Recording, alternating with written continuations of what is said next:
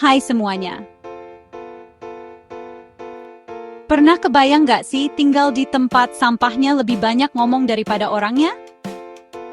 Hari ini aku mau cerita tentang Kampung Ranca Bungur di Tangerang.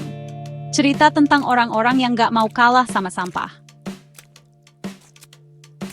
Di Kampung Ranca Bungur, kabut pagi itu bukan dari embun atau hujan, tapi dari bau sampah yang bikin sesak napas.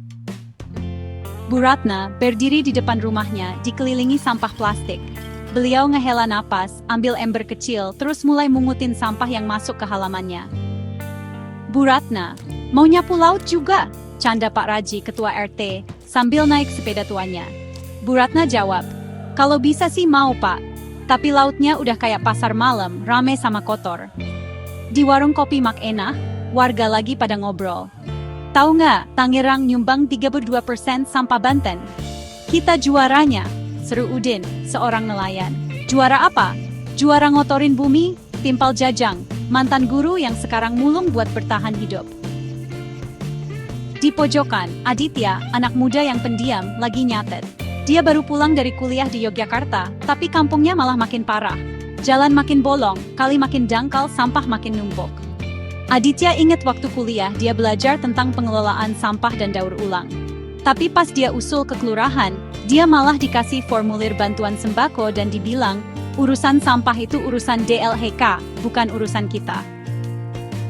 Nggak patah semangat, Aditya bikin bank sampah kecil-kecilan sama anak-anak muda. Namanya bukan tempat sampah. Mereka kumpulin dan daur ulang sampah anorganik tiap minggu. Tapi harapan nggak semudah dibentuk kayak plastik. Banyak yang ngeledek.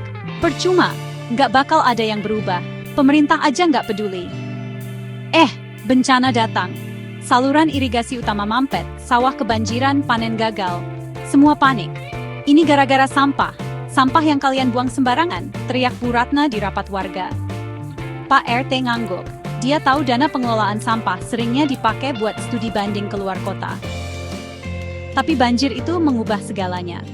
Untuk pertama kalinya, kelurahan ngajak Aditya bikin tim kecil buat penyuluhan sampah. Pak RT nyumbang tanah buat bikin tempat daur ulang. Mak Enah juga berhenti jualan kopi pakai gelas plastik. Tapi, kabut sampah belum sepenuhnya hilang. Sampah masih jadi bagian dari pemandangan Tangerang. Masih ada yang buang sampah sembarangan. Sungai masih menangis di malam hari. Meja birokrasi masih penuh proposal, tapi kosong aksi. Bu Ratna duduk di teras, lihat langit mulai gelap. Mungkin aku nggak bisa bersihin semuanya, gumamnya. Tapi kalau kita diam aja, siapa yang mau hentikan sampah ini masuk ke hidup kita? Dari kejauhan, terdengar suara tawa anak-anak yang lagi mengutin botol. Mereka bukan petugas kebersihan, tapi mungkin, hanya mungkin, mereka yang akan menyelamatkan masa depan kampung mereka.